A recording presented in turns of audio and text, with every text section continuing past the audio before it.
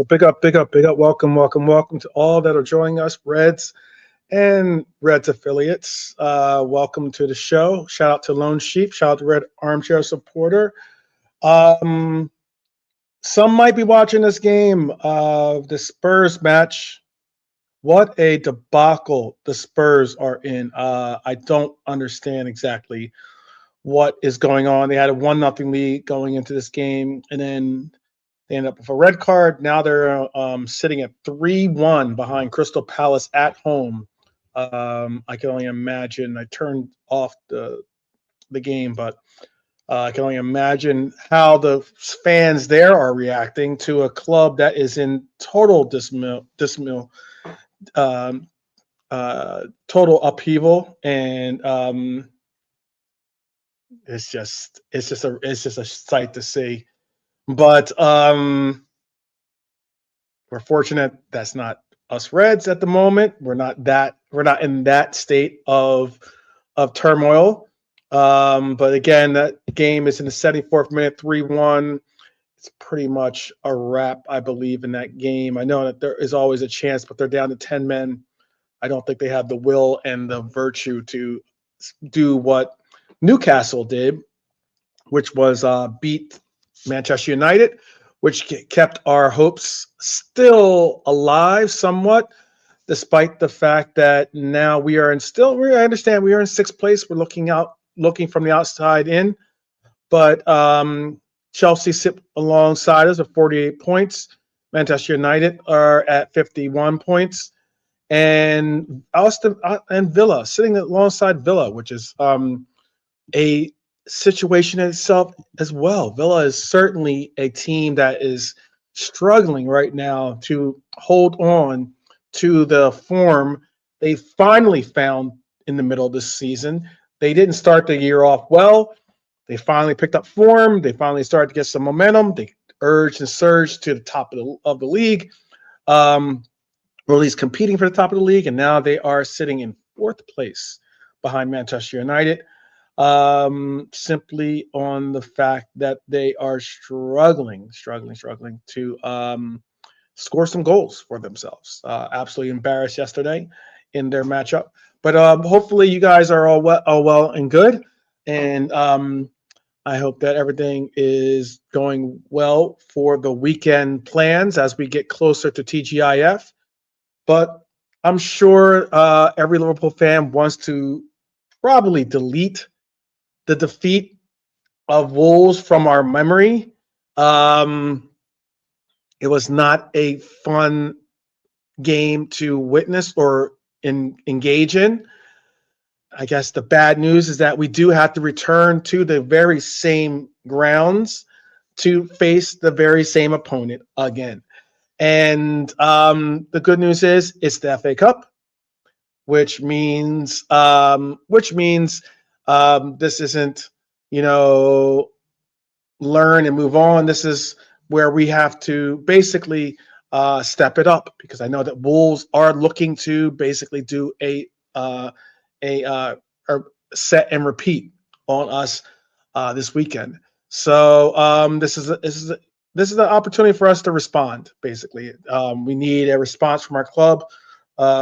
We need to really hold on to the two competitions that we have left to bring home silverware, and that is the FA Cup and the Champions League. And yes, it does feel like the definition of madness when I say it, because I know some call it insanity of what we are doing with this club and the pursuit of what we're doing it in with our coach. But doing the same thing twice and hoping for a different outcome isn't always the greatest method to success, but we're hoping that we can find one this weekend, because this is knockout football. Obviously, it's one and done, and we need to figure out how to get past this Wolves team, which is certainly picked up form. Certainly isn't the Wolves team that was losing every match miserably in the beginning of the year. They've definitely picked up some type of inspiration at the grounds. They pretty much know that they're going to be relegated. I don't think they have any hopes of really getting back into the Prem this season. However, there is always a chance. You can see with the Spurs doing their best to figure out a way to, hook up a lifeline to them. They will be very close. West Ham at 28 points. Burnley and Wolves have 19 and 16 points currently. The only thing saving Tottenham and Forest currently, I believe, is the fact that Wolves have amounted to so little in this season, and Burnley is just poor as well. I don't think Burnley or Wolves will claw their way out. West Ham could find their way out of relegation, but that would mean that either Spurs or Forest will be going down into that realm. And it's a real big question of where and who it ends up being. But again, I just wanted to talk about FA Cup football. Let's talk about FA Cup football because maybe for some of us, we're looking at it as a fluke. Maybe the result was on Tuesday. For myself, I did say that I believe that I don't want to give guarantees, but I do believe that we will win on Friday simply because we have to. To lose 2 times to the Wolves is a sackable offense, I believe. That is something that you don't bounce back from mentally, really. And it is a very important game. Now, do I think that we're going to win the FA Cup? I do not have all of my chips in on that. But I do believe that it is a competition that we should take seriously. And I'm hoping that we do put some extra effort into trying to see it through. There was some talk from our coach. We're going to need some extra efforts being portrayed by some of the players on this team. And I know Scapegoat FC was really out for blood for the past couple of days. And for some players, it's been the same way for months. But Arne Slot has some comments on Cody Gakpo and on Mohamed Salah, our two wingers that are notably players that are under poor form currently and are looking to try to figure out a way to bring about success for themselves. The quote was this that he said, and shout out to Norm, by the way. Shout out Norm. Shout out to Scouse Adam as well. His quote was, "We are not in terms of chance creation last in the league. We're not doing that bad. We're also the team with most ball possession, so you'd expect us to create more. Cody and Mo, we expect, and they expect from themselves to score more. But attacking isn't just down to Cody and Mo. In the same way, defending isn't just down to Virgil and Ibu.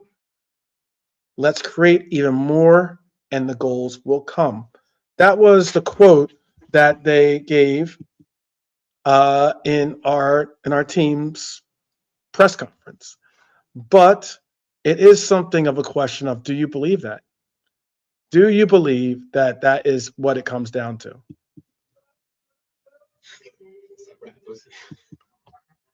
So it is a big question. Possession doesn't mean anything. You're absolutely right about that.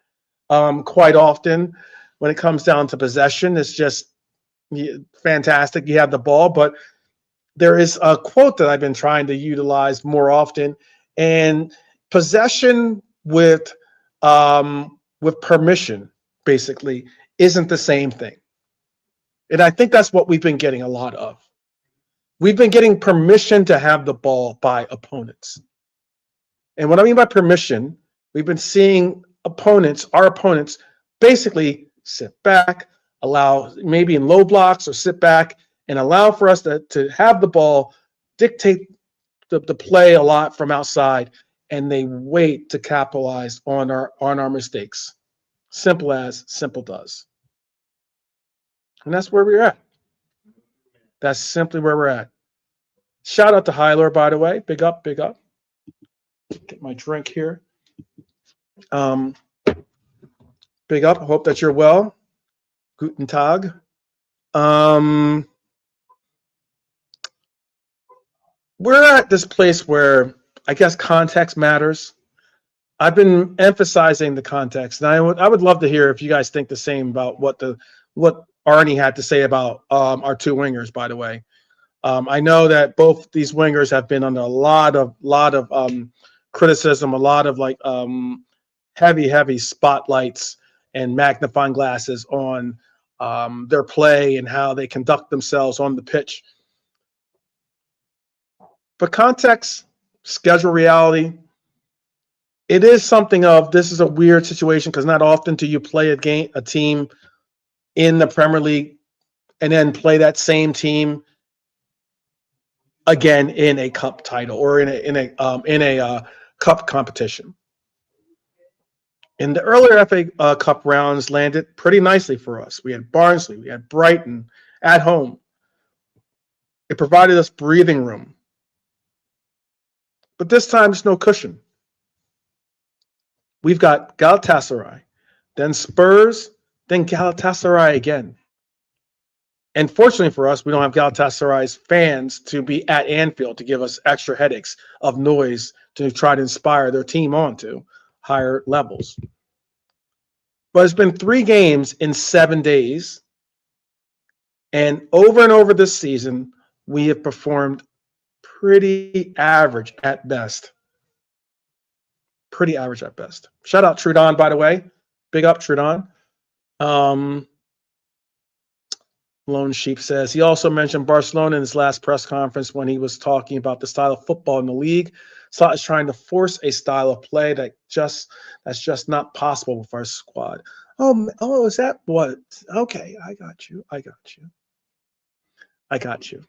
I was wondering. I saw, how I was watching Lawrence McKenna, and he was going on about slot in or slot out. He's finally come to a realization of, not being a cheerleader for LFC, and is being realistic with the possible future of our coach and the future of our club going forward. But what was unique about his what he was saying in his segment was that he was like, we're going to he said, even if we get past Galatasaray, we're going to go on to face Barcelona. And I'm like, I didn't know what he was talking about, but I guess that's what he might have been trying to reference, because we don't play Barcelona next round if we go through Galatasaray. If we get through Galatasaray, we either play you have to play Chelsea or PSG in the next round. So that's why I was kind of confused. Barcelona's in the other bracket from us. They're not even in the same bracket. So the only way we would see Barcelona is if we got to see them in the final. But again, let's get it back to what we were speaking on. Shout out to Lawrence McKenna. Hope that you're well. And shout out, to the red in you. But I think Slot's reality is pretty brutal when it comes down to you breaking it down. We're going to need a performance that restores belief. Let's be honest. I think something that JK has been saying, and something that I've been believing in since the very beginning of interaction with this coach, is there is no real wholesome connection to this coach, unfortunately. Some might have questioned when Jurgen Klopp, I know Jurgen Klopp had his moments of down periods. It wasn't all, sunshine and lollipops with Jurgen Klopp either. But there was a difference in Jurgen Klopp in that there was not only the hope, but there was a trust. There was a belief that was restored completely in this team. Because we've gone through periods of coaches before Jurgen Klopp even joined this club where we had incredible come from behind victories, or we had incredible inspiring. But Arnie doesn't necessarily have that connection to the fan base, I believe.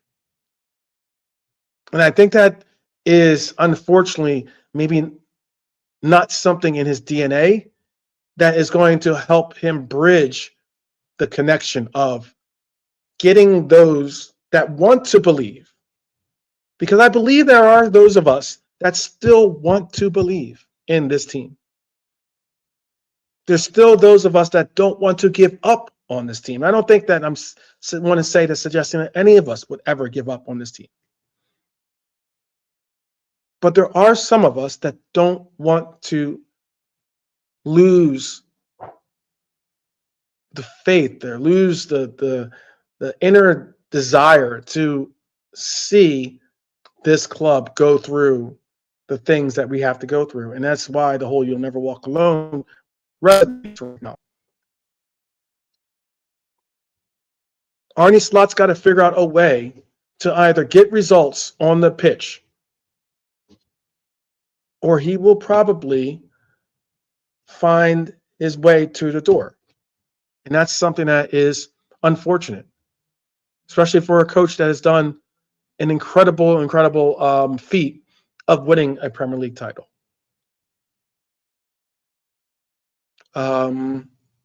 See what you guys are saying. I see some of you guys popping in some of your suggestions on what I guess you want to add to the conversation. Strategy and football is like anything else. What do? You do it for a reason, to establish control and dominate its advantages and advantages to prize, whatever strategy play. The basics are always the important. Like, how fit are you compared to the other team? Okay, let's break that down. Some philosophical conversation there. Intellectual conversation, I should say, more so. It's possible he's not able to achieve what he wants with the current players he has, says Red Armchair supporter. It's also possible what he's trying to achieve isn't suitable for the Prem. I think the latter might be the case than the prior, to be honest with you, in just my opinion. I have said it from day one that this season's version of the Liverpool team isn't as fit and well-trained as previous years. Under Klopp, our team was previously the best well-trained team in the Prem, says Hylor. Trudon says, you don't have to be a larger-than-life character to have a connection. Julier, rest in peace, and Benitez were reserved people but had a connection. Their connection was they won. Rafa was not an endearing person, I think. At least for me, he wasn't. I just love the fact that he was stern and then got results.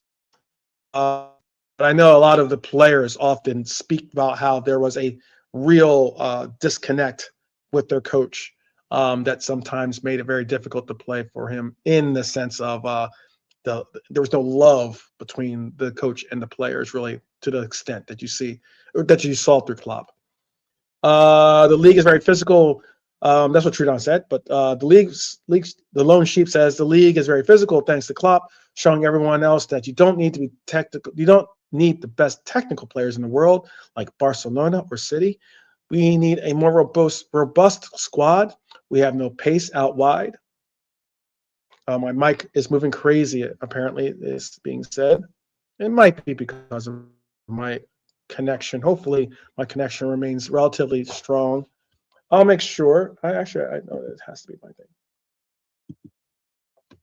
But hopefully, my microphone is working a little better. I don't think I have the option to use anything other than this microphone, unfortunately, right now. But I'll see if I can do something about my mic. Hopefully, test 1 2 1 2. Hopefully, it's working better. All right. Back to what I was saying. Slot is delusional and I'm not going to say that, but from what I hear, his latest presser is a total embarrassment, zero accountability or transparency. He will be met with a total lack of respect. No more time, says Samir. All right. Still 3-1, by the way, in that Tottenham game, as it's about to come to a conclusion, by the way. 3-1 Crystal Palace in that game. Look, I know that we need to see a performance that restores belief.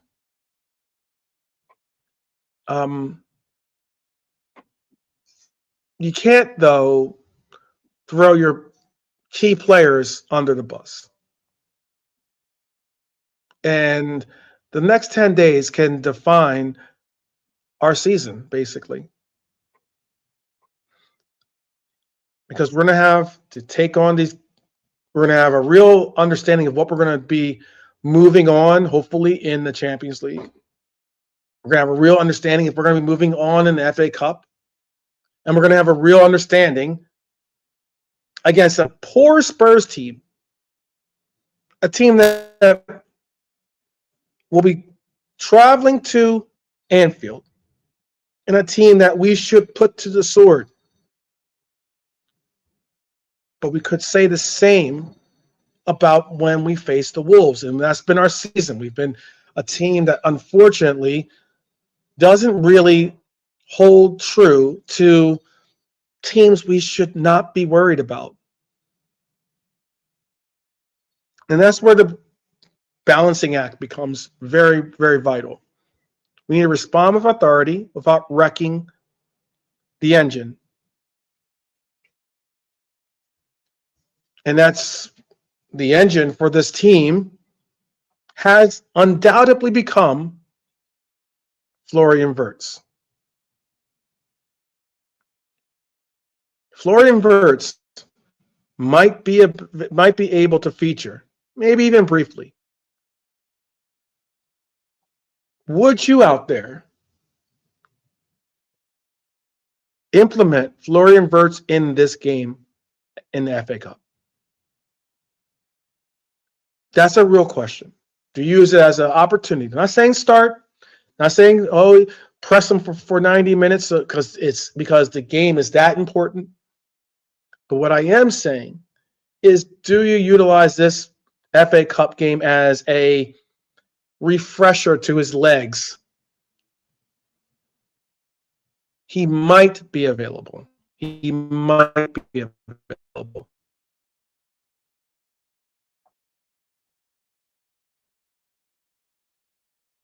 Because the case scenario is that he can have a few minutes on the pitch.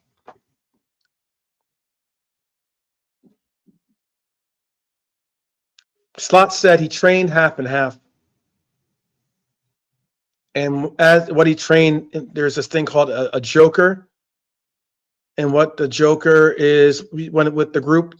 So when you train and you have they reference it as a joker. And what that means is is that he's taken a step forward, but this is still a controlled environment for him to be involved in. He's not doing all of the training that the team is doing. And it was put out there that the best case scenario is that he can get a few minutes. And I'll tell you why that matters. Florian Wirtz was not the heart and soul of this team initially this season. But this team moves differently when Florian Wirtz is not a part of it. And that's what matters. Without Wirtz, Liverpool's attack looks predictable. Lots of control, too little incision. I would go as far as Flo gives you the ability to go between the lines and receive the ball. He allows for quick combinations in tight spaces. He's able to provide those one quick pass, or those good one pass. That one pass that breaks the low block and creates an opportunity for one of our forwards.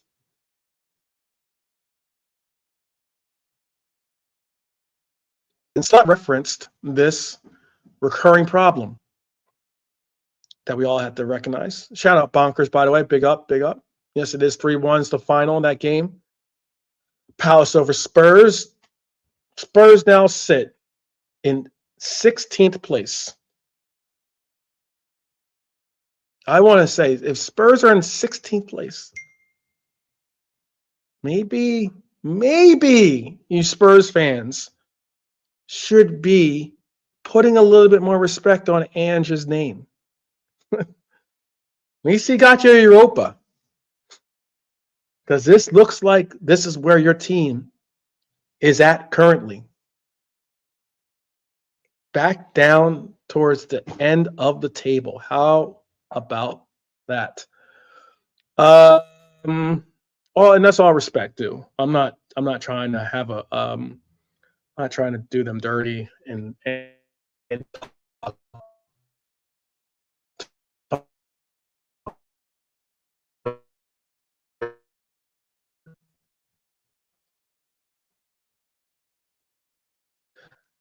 is my acting kind of wild. What matters, and that is because dropping points 3 days after a match is a serious problem. That has been the theme of this season. 2 steps forward, 1 step back. So I expect a strong lineup. I don't expect the strongest lineup, obviously, because that would include Florian Wirtz. But I definitely expect a strong lineup. Big up, Lee. Big up, Lee.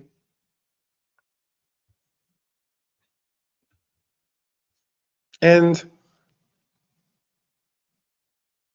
I want to ask you if you have a theory as to how we can avoid the same trap that we fell into on Tuesday. Because I believe the challenge is simple.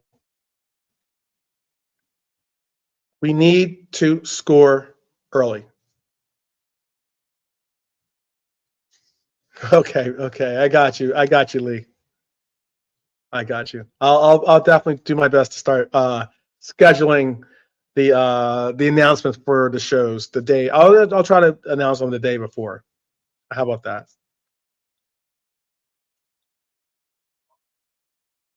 But I think we need to break Wolves down early and decisively. I'm going to add let me add something here. Because I saw this and I was certainly pretty troubled by it. Here it is right here. I saw this statistic. Liverpool have scored 3 goals in the first half of away Premier League goals this season.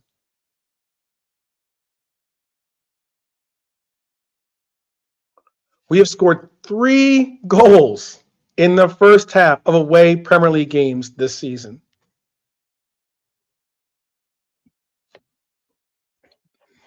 Let that resonate a little bit.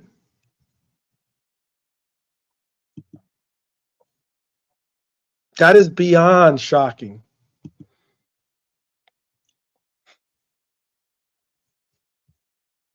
And when I saw that statistic, I said to myself, that is a testament of some of the issues we have with this team.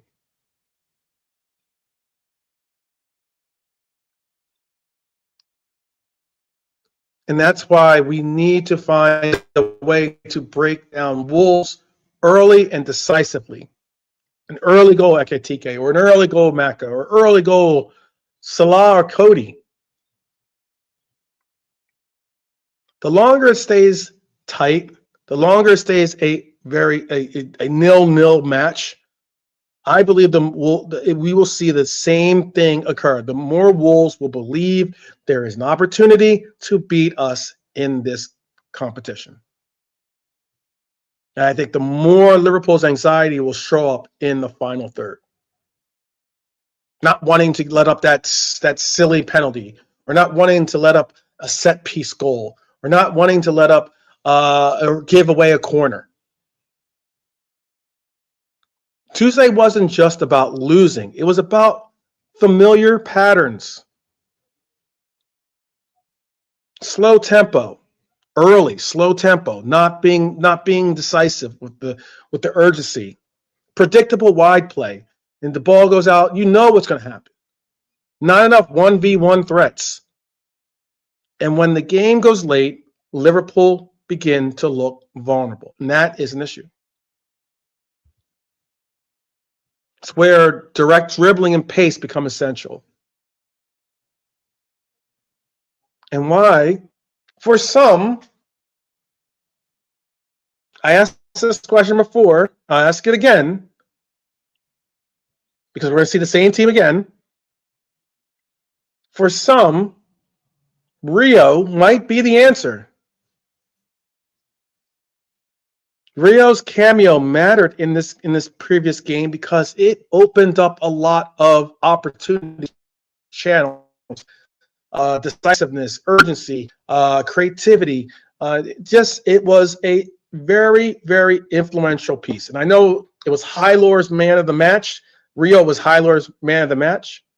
He was a very important part of the game. It's tough to give a man of the match shout when we don't win the game. But it's an argument. Against low blocks, you either create overloads that lead to cutbacks, or you beat the first man and force panic. And if Liverpool don't inject 1v1s, it becomes lots of possession, of east-west passes back to the goal for one transition or chaos moment. And that is the issue. That is a serious issue.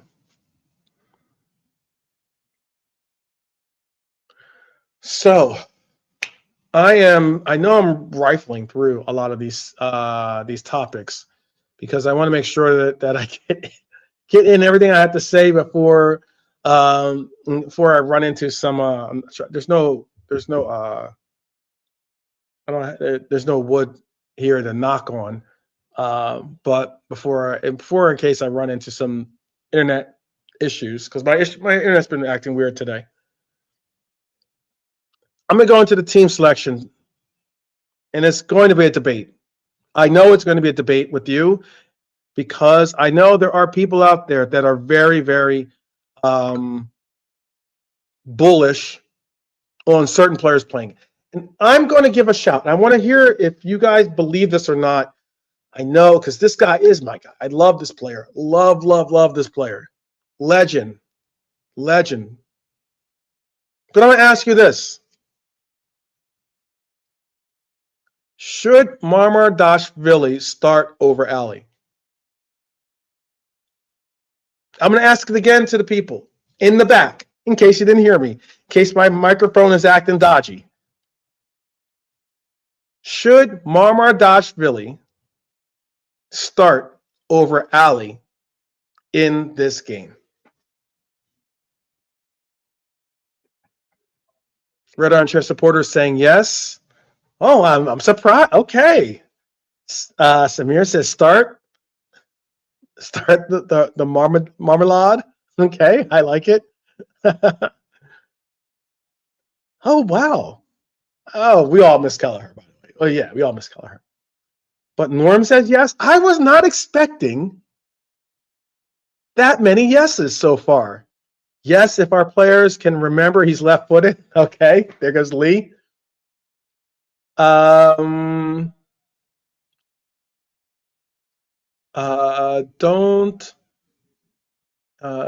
know what that says. Igal, I think that's what his name is, right? Igal 6548 says start. Wow, I am surprised to see so many people say start Mamardashvili. I thought I was alone in thinking Mamardashvili should start. And I'm thinking of it for different reasons, by the way.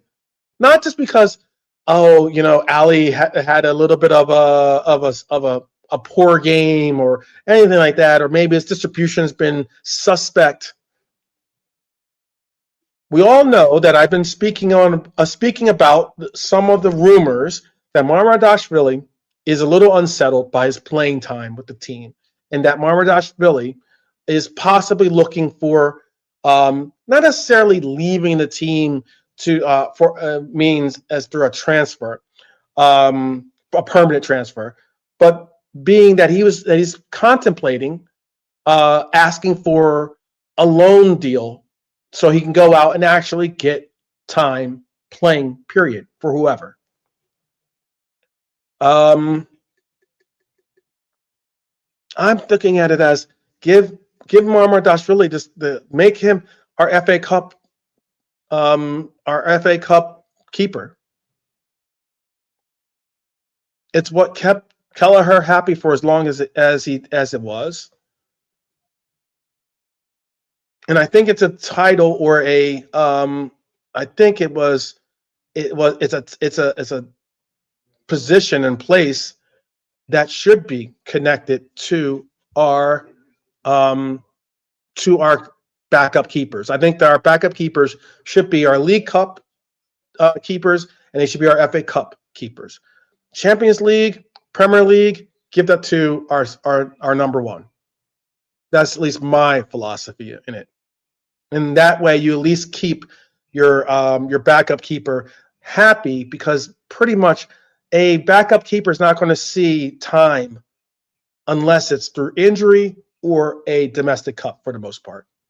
You're not rotating a keeper for the most part.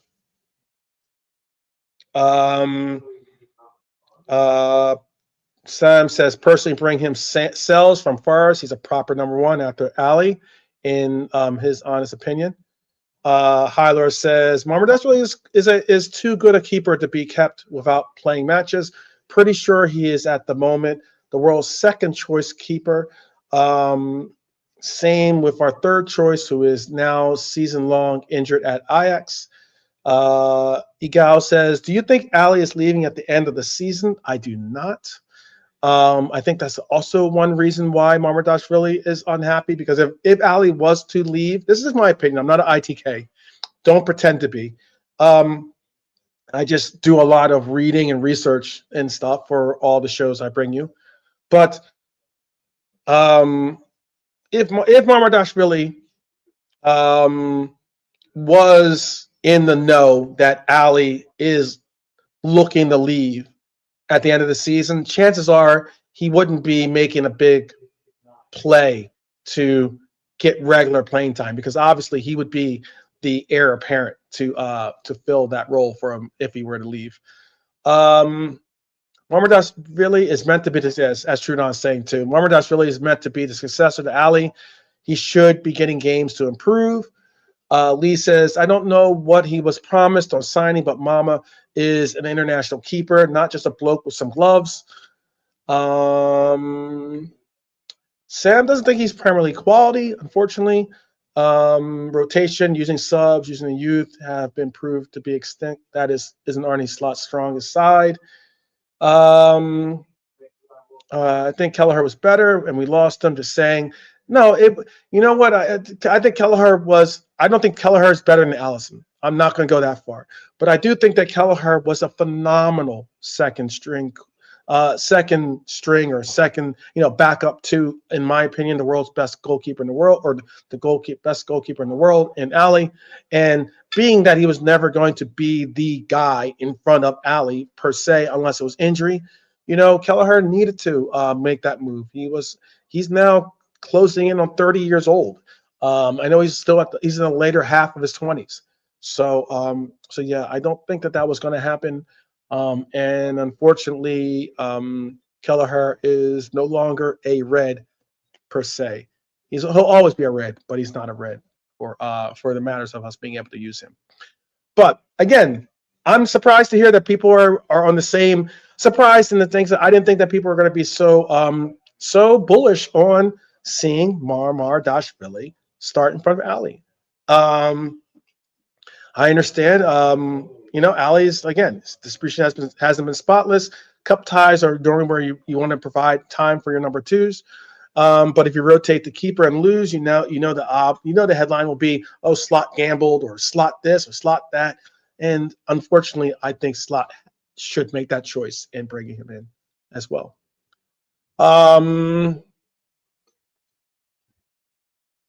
Next is this. because I'm trying to do this in real time breakdown of selection for what we have. For our right back, Bradley's out. Obviously, we know that. Frimpong has had muscle issues. Played 72 minutes, but had muscle issues, right? And we also know that starting him again risked the exact kind of injury that put him on the injured list before. So it's a risk. This is a wild one. This is one I don't think is going to happen. But Arnie, with your wall to the back, or your back to the wall, excuse me, and with the Wolves, no pun intended, at your heels, do you be bold? Will you be bold and play Calvin Ramsey? Do you be bold and play Calvin Ramsey? That is a question. I don't think many in the chat are going to go with me on that one. I have a feeling not many of you are going to go Calvin Ramsey in at right back.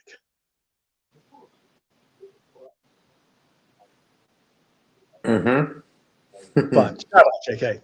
How you doing, man? Big up. Big up.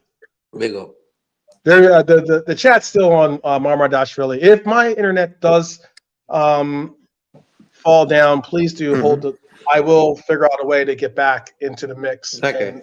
So just hold it down. That's good. Doing a proper salute out. But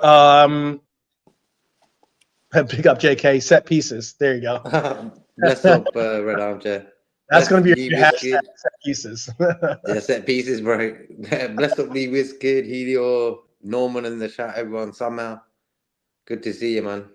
Yeah, Don Gal. Him as well. Yeah, there you go. What are you feeling? I'm not looking forward to this game tomorrow. If we win the other day, yeah. You know what I mean? Because when you win a game, you look forward to the next game, don't you? For some reason, I'm not looking forward to this game. Not because I think we're going to lose. I just not looking forward to it, as I would say if we won the other day. Normally, when you lose, you want a game to come quick so you can win again. But it's a good game to get a win before we go to Istanbul. I think it's very important that we keep a clean sheet. And it depends on who we're playing, bro, as well. I think Mamardashvili will probably start in goal. Okay, so that's what we were just talking about. All right, I didn't know. I guess I'm not as visionary as I thought to suggest that, because I asked that question. I was putting together my lineup predictions, and I'm like, I was thinking outside the box. I was like, we gotta do a Sarah Palin here and shake things up, you know. For those on this side of the pond, they'll understand what that means. But we gotta shake things up a little bit. And I was thinking, this FA Cup is something that I know, I get it, it's one and done, but it could be an opportunity to kind of shock troop the troops into the right state of mind and saying, hey, here's a nice little everyone, next man up, step up, do your job, and let's rally as a team. Big up Touchline, by the way. Big up Touchline Chaos. Yeah, bless up Touchline. How you cool, man? Definitely. Hope you're cool. Definitely. One love.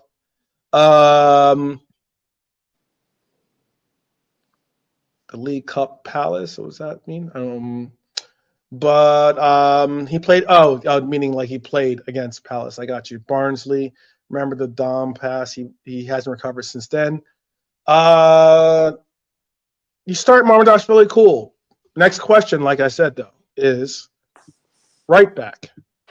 And are you with me that you start Calvin Ramsey? That way, you could start VVD and Gomez as your center backs in this game. Mm-hmm. I'm not saying that simply because of the mess up that we saw in the first goal. I'm not saying it because Ibu is playing poorly or playing this or playing that. All I'm saying it as is that Konate is the one we'd like to protect if we can. Obviously, we'd love to protect both of our center halves, but out of the two, Ibu is the more suspect or more likely to possibly find himself on the mend. So, Yeah. Mm-hmm. right, good. But Gomez is natural. It's a natural selection at center half. VVD is the more durable option. It's not perfect, but it's the more stable compromise you can make, possibly. And by doing so, you could have Calvin Ramsey. You could have obviously Gomez, Virgil in that back line, and maybe even Robbo on the left back.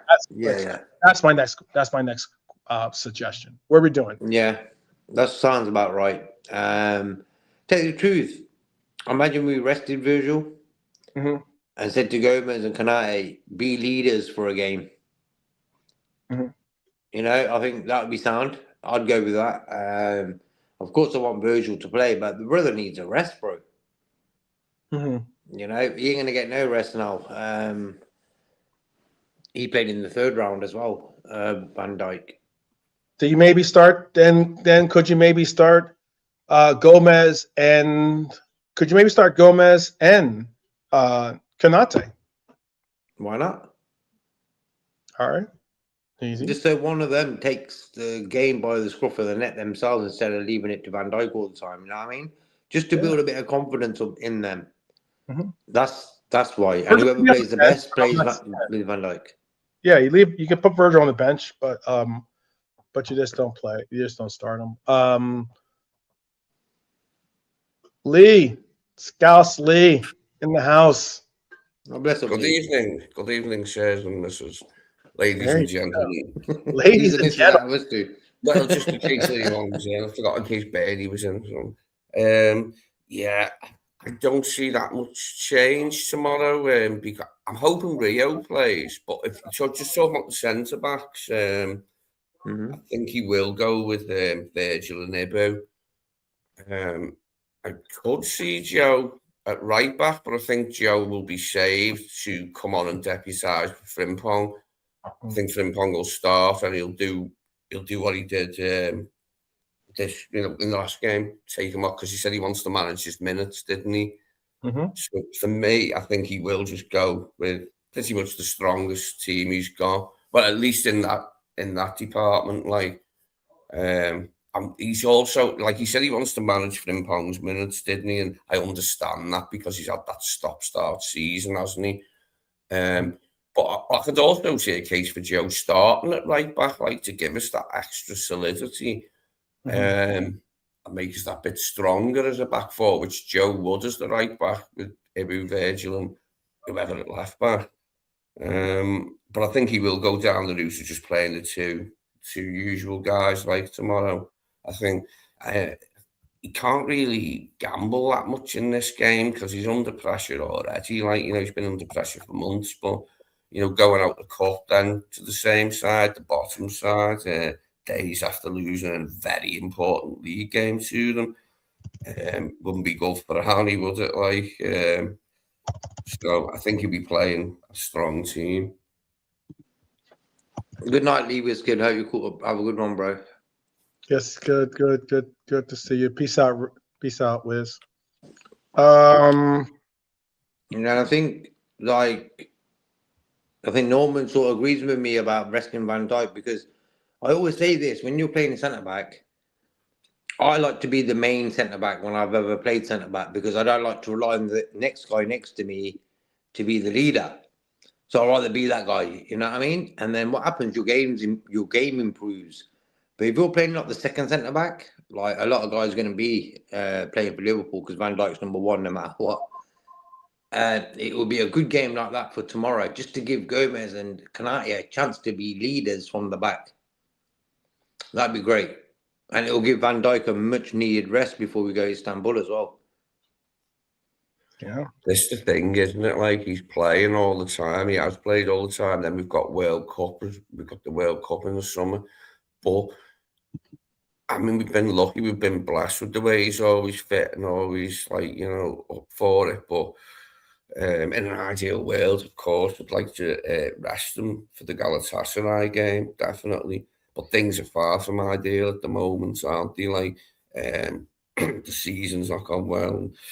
I think he's going to start him, yeah. Okay. And also the Ramsey thing, bro. The only thing about Ramsey is if he was going to play Ramsey in a game from the start, he would have played him in the third round and whatever, you know. He got a couple of minutes against... Who was it? Who did we play? And Ramsey came on, man. Was it the cup game? Barnsley or something? It wasn't.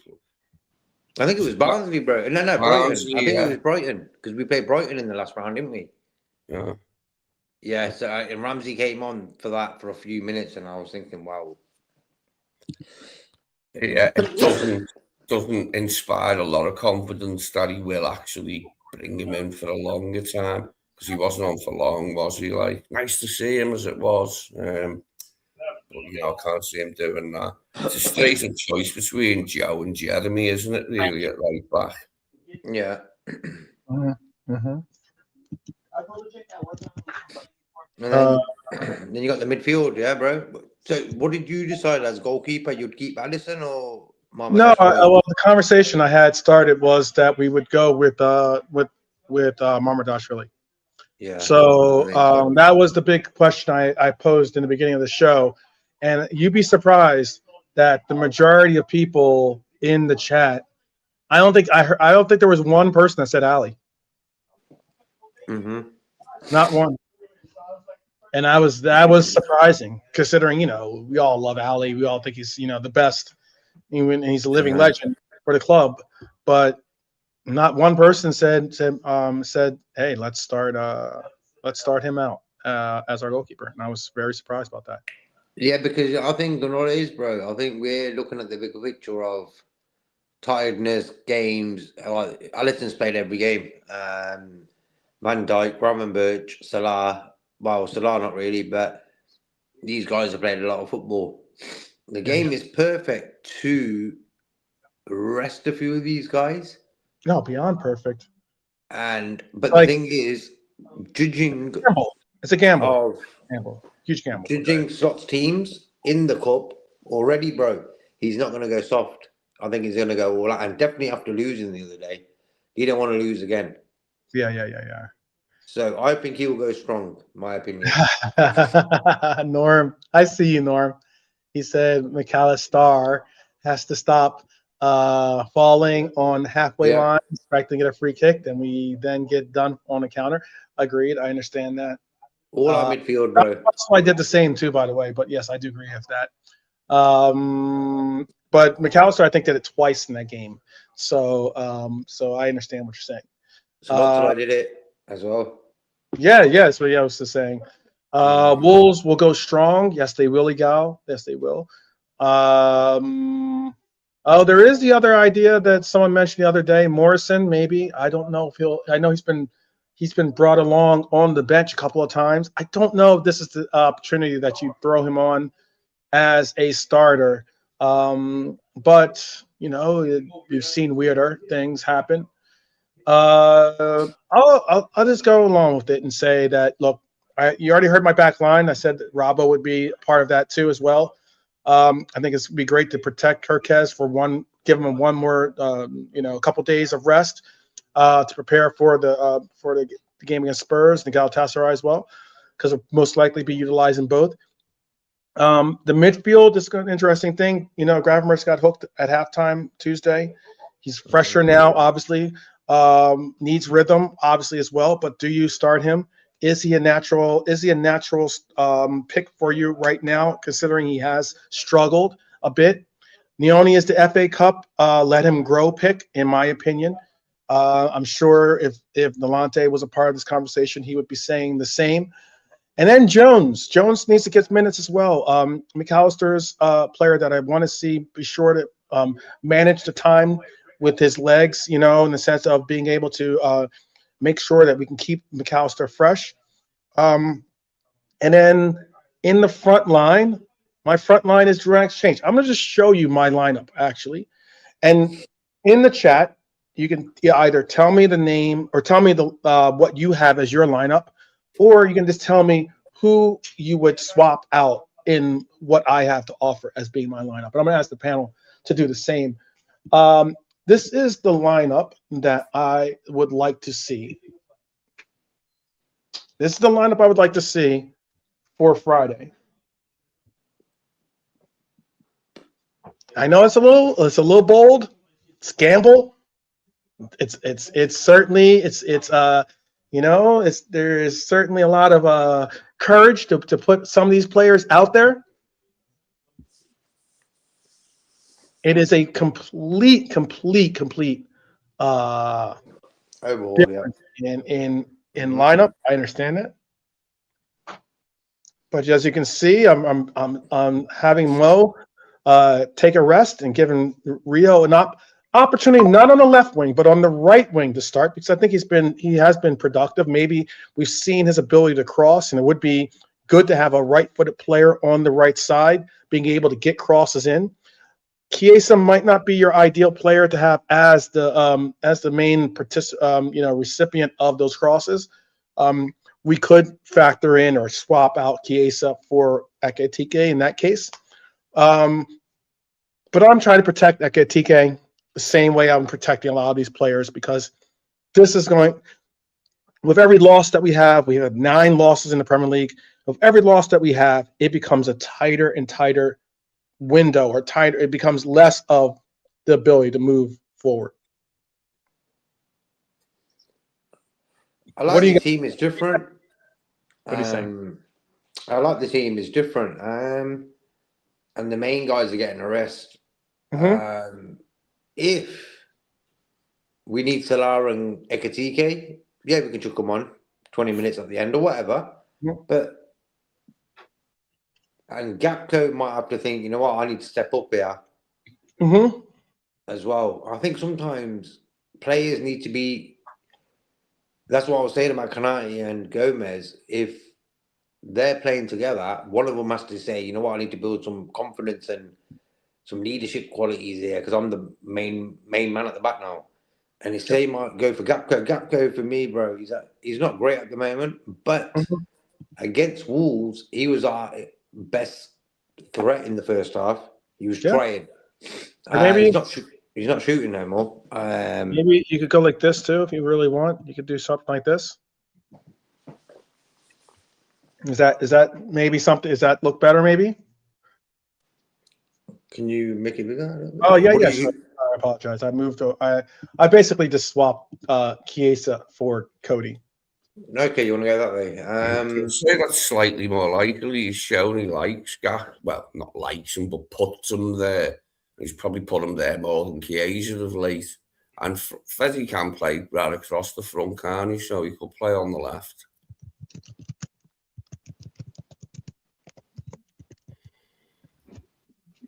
What are you feeling? How are you feeling about this, Lee? No, if you're not feeling it, that team will get us knocked right out, mate. Too weak in it. Sadly, we can't. Oh wow, that team gets us. You think this team gets us knocked out of the cup? Oh yeah, that team ain't going to win at Wolves, mate. Trey and Curtis in front of Kanate and Joe Ramsey. Okay. Sorry, mate. No, we ain't got. It would get us knocked out. That Virgil's got to play. So Joe can do the left centre back, but if he was to play, I'd have him like with Virgil. The other way around. We can't afford to rest Virgil, mate. Not if we want to win this game and not be beaten twice in 3 days by the bottom club. and then have to go to Istanbul. We've got to turn it around, and I think Arnie will feel that way, and his team will reflect that. It'll be a strong team with hardly any changes or weakening. Yeah. You know, maybe one the or main two. one for me is between Gakpo getting a start or Rio. I think Mo will start on the right. It's between Gakpo and Rio for me. Yeah. On the left, where he'd make a change. Gravenberch's going to play, mate. It could be Curtis with Gravenberch rather than Mac, but even then, I'm not sure. I'm not quite sure. But yeah, or he could have like Soberslai on the right and Mac in the 10 if he went with Curtis and Gravenberch. I'm saying play Soberslai at right back, bro. We play better when he plays right back. Poor Ramsey, man. It's been so long, at it like. Oh, you should. I don't know if you saw, Lee. I don't know if you saw on against the Wolves. There was I think we were down too. I think it was still 0-0. But they showed a shot of Arnie on the sideline, and behind him you could see Ramsey, and I forget the other player that was next to him, but you could see Ramsey, and Ramsey had this like look of just like he just was just staring out to like into nothing, you know, like it felt like he knows he's not going to play, you know what I mean? He knows he's just there basically collecting a check, and he's just like, and he just had this like kind of like, it's cold, you know, it's cold. I got great seats, but it's cold out here, and yeah. They maybe put on shorts and warm up, you know what I mean? And he's got this like blank look on his face. It is pretty wild. At least I noticed it. I feel bad for Calvin. I think Calvin is a serviceable player. I just think that our coach doesn't give our team I don't think he gives our players proper respect or proper due in just having a chance just to be an answer to that. Red Armchair supporter says he saw that. He said for Ramsey it was like watching a boring film. It was like I wish I could show the games over because it was early on, but it was like it just looked like he was like in this like he was just like, you know sometimes you're in class and you have to watch you got to like watch a film that you have no interest in or something. Like that's the look that he had. He's just like. He looked bad. He looked like he was just not in it. Yeah, and that's the manager's fault. It's happened to too many of our players. Great. And I always say the manager's job, keep it sweet, keep players interested. You keep players interested in by giving them game time. Yeah. No man, funny man. I know that was a little bit risque, but that's all right. And it's true, Helio. Klopp will be thinking, what could I do with this team here? I would have to think that, you know what, Klopp, the one thought that Klopp probably had in his mind, if any, was what would I do with 450 million pounds? By a German football club. That's what this coach has gotten. 450 million pounds in one go of it. One go of it. Yeah. And this is Klopp thinking to himself, I won a Champions League, I've won an FA Cup, I've won a lot. Okay. You know, and I got a £5 left back. And he never got a 450 million pound surge. Didn't he do an interview where like he come back for the game, and somebody asked him about the money we'd spent? I think somebody did, but I can't remember what his answer was, what he thought of it, like how much we'd spent. But it is interesting. It's an interesting thing, you know, because he did it on such a shoestring budget. What he did for us, like he did it on a ridiculous budget when you compare it to our rivals, and then like when he leaves, we got all that money. Right. Well, it wasn't immediate. It wasn't the first summer when he left. We waited. Didn't spend any money the first summer he left when he bought Chiesa, but then we were saving up, weren't we? Saving our pennies for the big one. But I always say the better the manager, the less the club spends. Yeah, I mean, like, look, Klopp gave up money because he had another year on his contract, at least. I think he had at least one more year on his contract, and by him retiring or quitting, he gives up that money. It's not the situation like what Stevie has with Stevie's still collecting checks from Saudi Arabia, you know. Like, he might be a pundit now, but he's still collecting checks. As long as he doesn't become a coach, he's collecting checks. So, you know, Ange, same thing with Ange.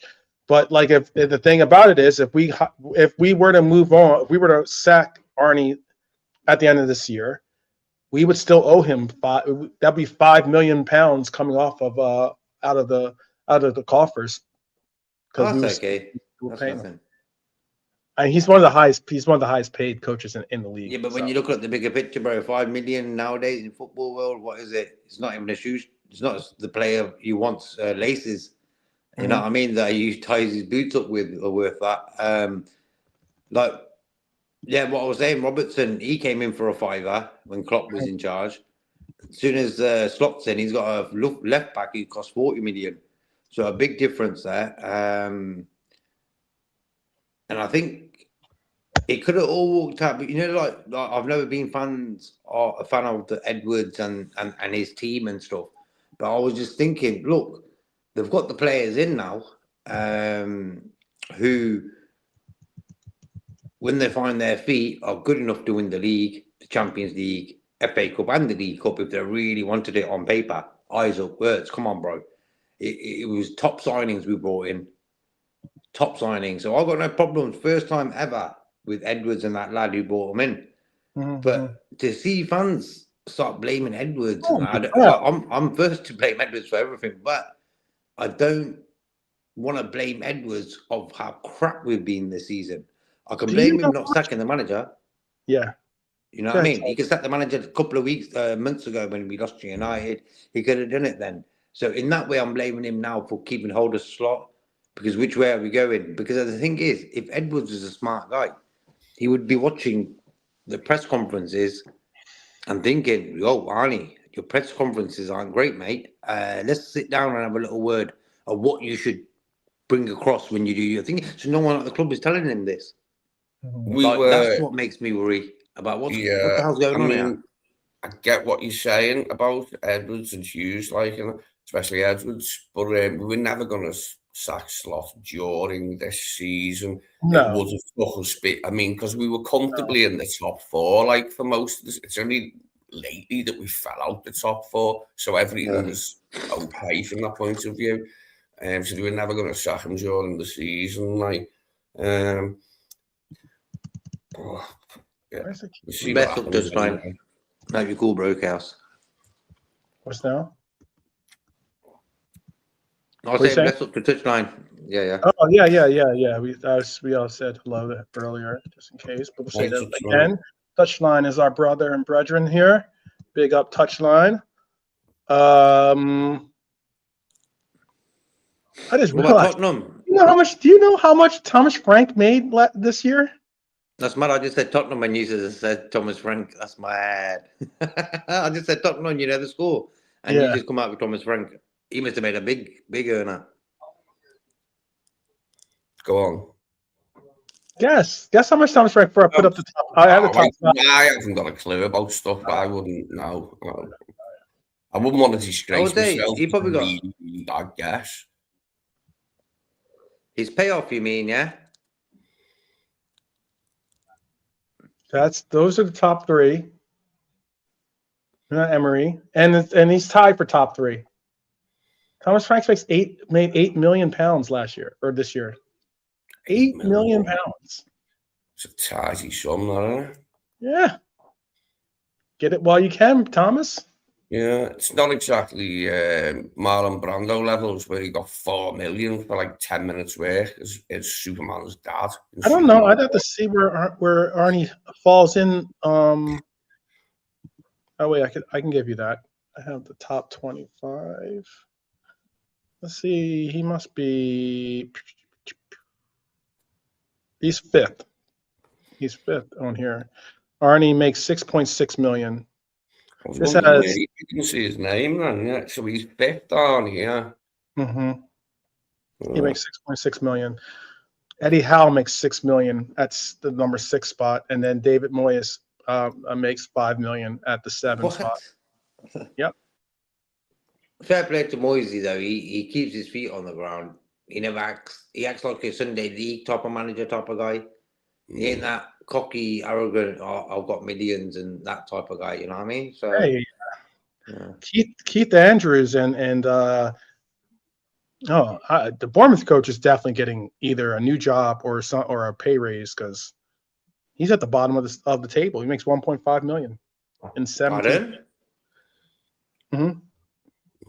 A year. Yeah, Bournemouth's coach makes 1.5 million. What? A lot, that is it. That's nothing, man. But, so I get that in a month. Keith Andrews makes 1.3 million. He makes the same amount of money as Rob Edwards does for Wolves. That's wild. Wow. Makes less than Scott Parker for Burnley. That's mad, isn't it? Yeah. Good money if you can get it. Yeah. Look, Tottenham lost today as well, bro. Just to Palace 3-1. Sarr got 2. And Van de Ven got sent off, bro. So he'll be missing the Liverpool match. Well, I hope he's sitting he'll be out the dressing room now. I hope he's sitting there at home feeling the right nincompoop because I'm still annoyed at him for what he done to Alexander. That was totally on purpose. Totally out. Well, I didn't want him since that I day. will not shed a tear for the guy. I believe the game hinged on that. They were 1-0 up and then he did that, didn't he? And got sent off at the same time. Which were you talking about? And here's Van de Ven saying I can't feel sorry for him after what he done to Isaac because he did do that on purpose. Yeah. No, Van de Ven might be a red come the summertime. Who knows? He I'll tell you this much: it'll be a bigger likelihood that he becomes a Liverpool red in the summertime if Spurs are relegated. If Spurs get relegated, you will see an absolute fire sale of players. Some of the players have that clause in their contract that if they get relegated, then all bets are off. They can find a team that they don't have to go down with the team to the championship. But look, we're at the 1 hour and 15-minute mark for the show, so I want to make sure that we get this in before we bring it to the 90. Key matchups for tomorrow's game. I have Rio versus the Wolves fullbacks. I think that Rio should get a start. I think he possibly will get a start. If he ends up getting a start for Mohamed Salah or for Cody, excuse me. I think that we'll see him bring a different angle to the game, early angle. I don't expect him to play a full 90, by the way, but I do expect him to be in the game. I would like to see him in the game early, and I'd like to see him create that chaos and force defenders to have to react to his creativity. The midfield control is important. Tomorrow is going to be a very important game to control their midfield. We need to avoid that one transition sucker punch that we got happened to us last time. That's what Wolves are hoping to respond to once more time. If Ekitike starts, fantastic. More power to him. But I don't want Ekitike to start tomorrow only because I'd like to see him be fresh for the Prem run and also our Champions League run. So we'd have to see Chiesa's movement, if not Ekitike's movement, in enforcing that back line to make some happen. I'd like to see us have to create space for Szoboszlai arriving late, maybe even a McAllister arriving late, or have some shots from outside the box from Maka or Dom once again. Maybe get a rebound for the fox in the box type situation. And this might as well give a shout out to JK because this has become his new nickname. But set pieces. Set pieces. Set pieces. I don't know if you even heard that one. That one was kind of low soundtrack there. Set pieces. I said it again. Okay. Sounding like Arnie Slot, bro. Yeah, I know. It sounded like this lady that was sitting next to me at the breakfast spot today. Um, are you having a laugh? Set pieces. Yeah.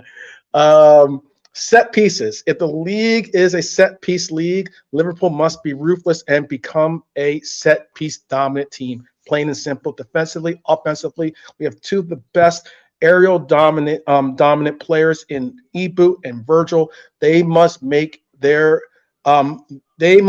message known that there is not.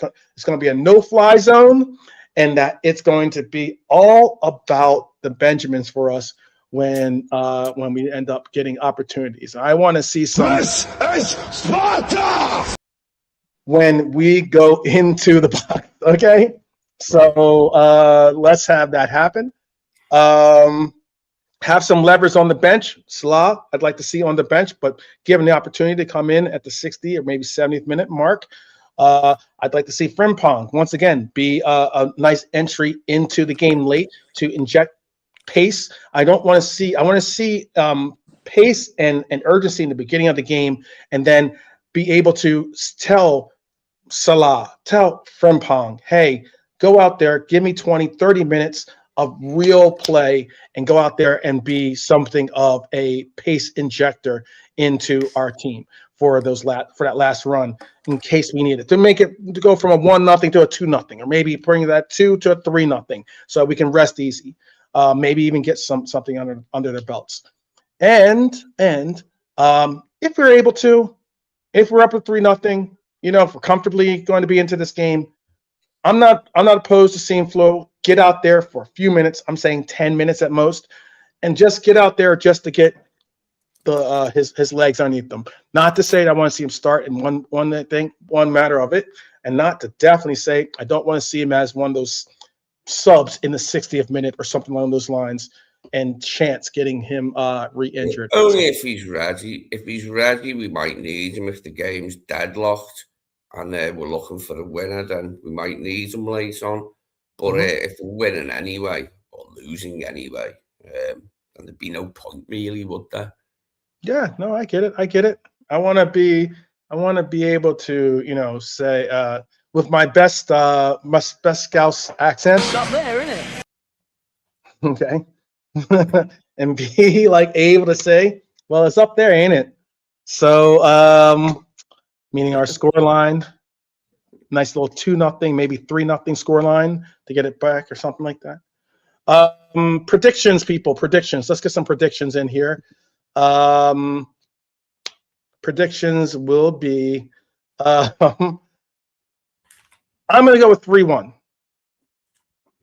I'm going to go 3-1. This match is all about response. It's about Liverpool have way too much quality, even if it's this team on the pitch right here that I'm showing you. And again, this is the team I would go with. I understand people would be surprised to hear that, and they may not agree that this team can create definitely not necessarily a 3-1 scoreline, but I am trying to utilize this team to get us a goal, maybe two, because Wolves weren't necessarily prepared for that team to be the team that they're going to have to face, and then have the ability to bring on some of our big guns in the sense of Salah or maybe Ekitike or something along those lines to get the minutes and kind of bring the hammer at the end of the game.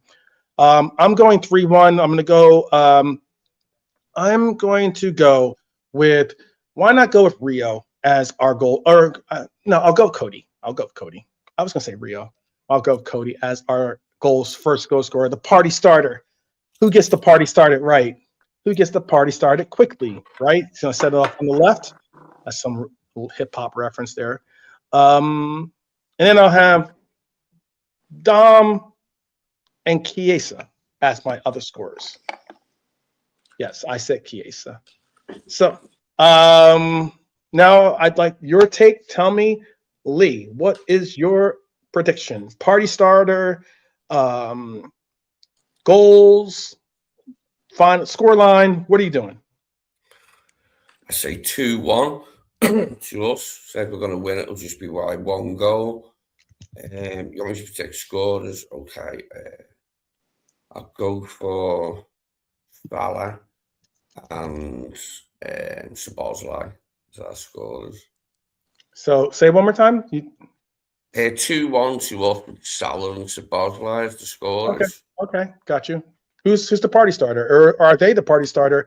And we have to come from behind and bring it like a second half. We go into halftime 1-0 and we score 2 goals in the second half or something, or what is it? I'd say we go 1-0 up, then the equalise. Okay. Who's our party starter then? Sabozlai.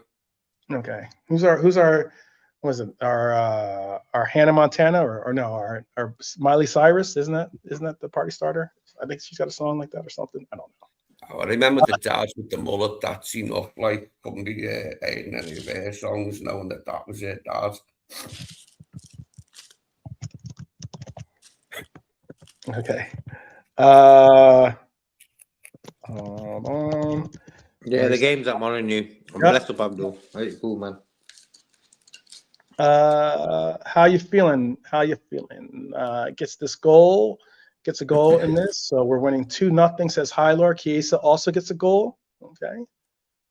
I'll go with the 2-0. The game winner, to be honest with you. But I'll go with the 2-0. Yeah. They were great goals. When you look at them, they were pretty poor. Come on. That's what frustrates me more. How did we lose to them? Come on, man.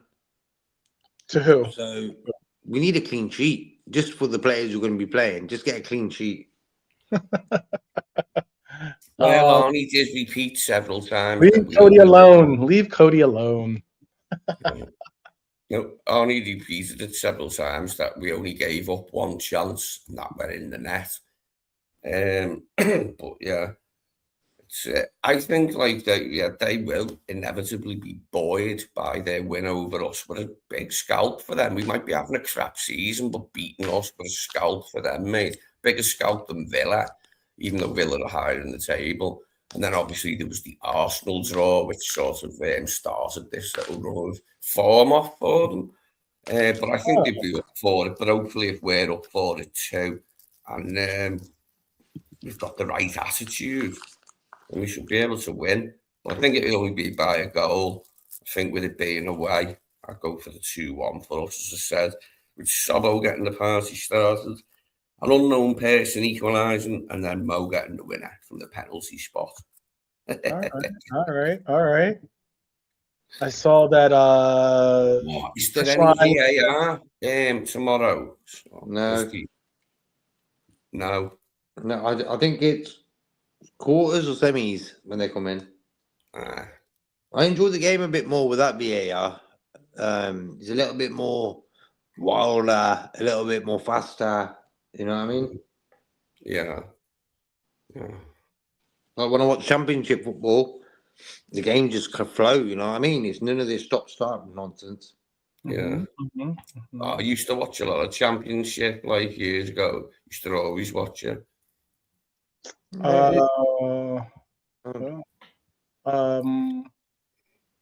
Just looking at some of the chat here. That Touchline thinks that we're going to lose 2-1. Oh, bro, come on, Touchline. I know. It ain't that bad, is it, Touchline? I know. I don't think it's that bad, but maybe. He has got reason, no doubt. Like, yeah, he's got reason. He does have reason. Hopefully, let me see. I'm going to type this into the computer. Are we going to lose? Pit says 9. Oh, God. Okay, good. All right, just making sure. What did the computer say? I heard the computer's a Wolves fan. I've just heard that. Yeah, I just said it. The computer. I asked it. Pit says 9. What does it say, bro? It says Peter says 9. Peter says 9. I love Britain. That's one of my favorite. That's one of my favorite over the pond shows. I like that show. Yes. So let's see. I think we covered everything. You know, if you can in the chat or in the comment section, if you're watching this on the replay, there's been about like over 20 some odd people in the chat at all times throughout this whole entire broadcast. Tell me what your starting 11 is in the comment section if you want. Do you start Rio? Do you rotate? Obviously, the chat was very, very high on seeing Mamardashvili be our keeper in this competition, which is great to hear. I'm behind that as well. Do you rest Salah? I am down with resting Mo in this game. Not saying that Mo is done, not saying that Mo is whatever you want to call it. I'm just saying, hey, you know what? Like, let's give Mo the night off for this one, or at least keep him on the bench and allow for him to get 20, 30 minutes in on this one. Maybe he can come out and be our rescuer. And what's your score prediction? Who's the party starter? Tell us that all in the comment section. Any of those questions, if not all those questions, whichever one you want to choose, be the best. So drop in the comments. Please do hit the like button. It does make a difference when people show that they like the show. It does make us feel like we're doing our job in the sense of giving you content that you enjoy and content that's worth sharing with others. Also, if you can, if you're not already, subscribe, please do. I know sometimes you got to watch also because for some reason YouTube will take you out. You'll be subscribed to a channel and all of a sudden you find out for some reason or whatever, you're unsubscribed to a channel. I don't understand why and how that happens. I don't know if people are sleepwalking and doing it in their sleep by any chance, but hopefully you are subscribed to the channel. If not, definitely subscribe. Pass on to a friend to do the same. We will do a post-match reaction for tomorrow. And we will try. Let me see what time the game is for us tomorrow. Do you guys know what time the game is off the top of your heads? Might be like 7 or something. It's on terrestrial TV, so I'll get to watch it on my own TV. I'll tell you what time it is, bro. It is at...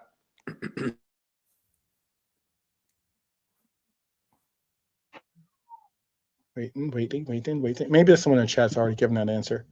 No?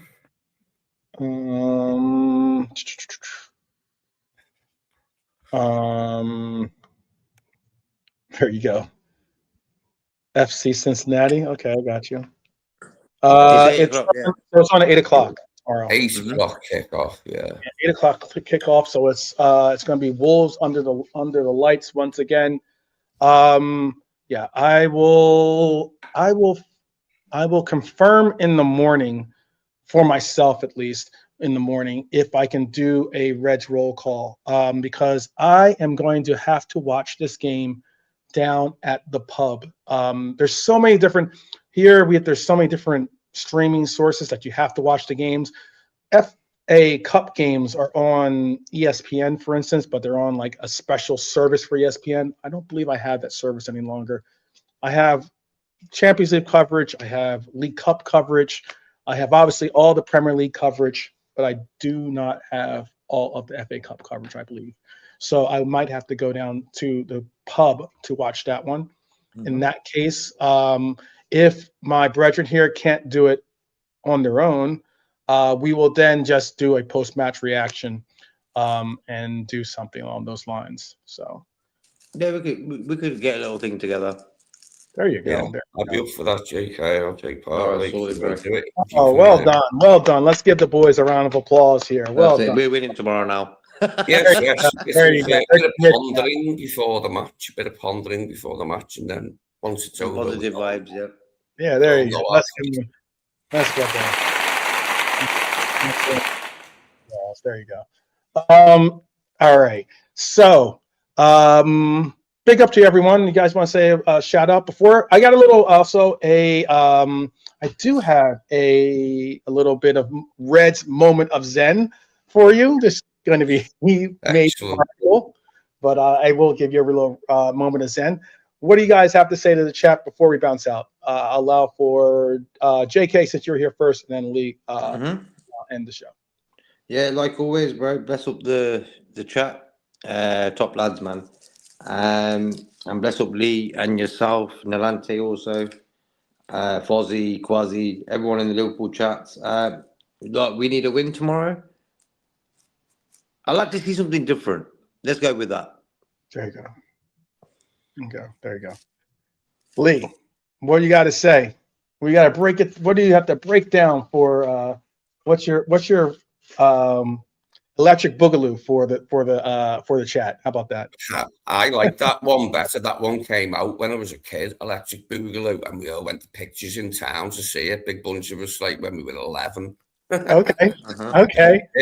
I love Breaking music. for those too young. That's Breaking 2. I think it was Electric Boogaloo. I think it was. Yeah, big tune. It was a good one. It was a good one. The craze was massive. Like the craze was massive at the time. Oh, yeah. Yeah, breakdancing in England was mad. Like everyone was I was doing swan dives, head spins.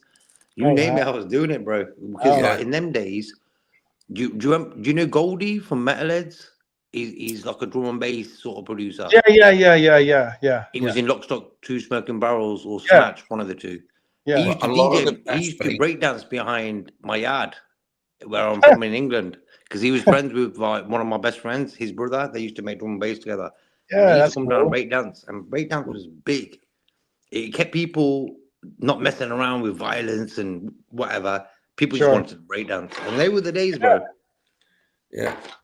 That was the days. Those are the days when if you're gonna fight, you actually had like a breakdance fight. Yeah.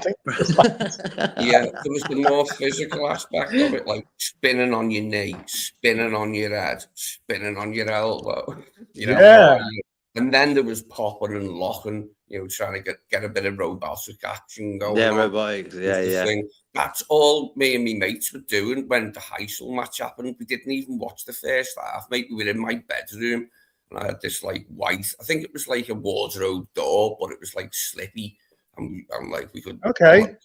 Yeah, that's what they used to all do. Either you did it on the linoleum floors, or you did it on you breakdanced on cardboard. Was very popular.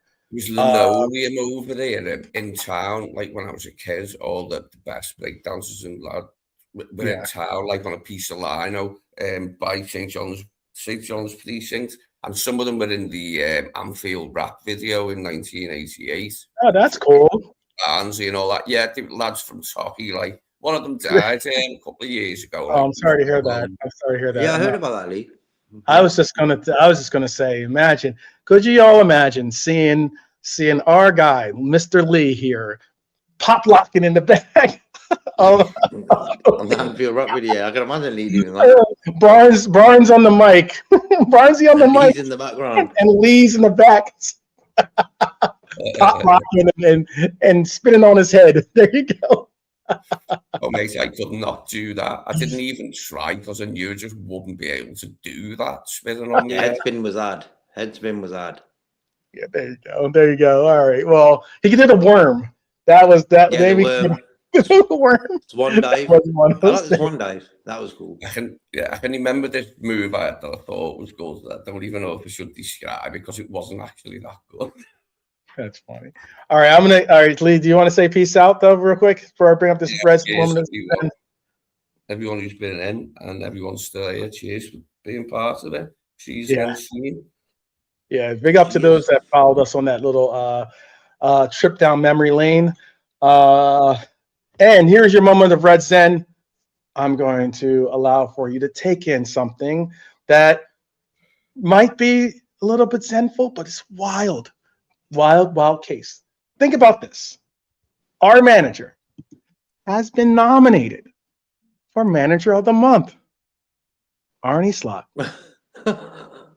Who would have thunk it? Arnie Slot, Manager of the Month nominee. Get your votes in. Get your votes in, people. We had a good February. Had a great February. Had a really good February for himself. Made a difference. Give him a shout out. Props to him. As you see, you know, this is not PR for the Dutchman. This is just recognition. This is just recognition. Dutch Maker of the Weed Award. There's your bit of Red Zen there for you. People, I hope that you have a great Thursday. I hope you have even better Friday. We will see you for I'll most likely be not on camera, but I will be a part of the broadcast in one way or another for a Reds roll call. But also, I would like to say thank you for everyone joining us. See you guys tomorrow for Reds Roll Call for a post-match reaction. Let's get this one in. We need this FA Cup. Be nice to have this win. Redemption against the Wolves. They deserve it, and we deserve it as well. I hope the best for you, and we'll see you soon. Up the Reds each and every time. Take care.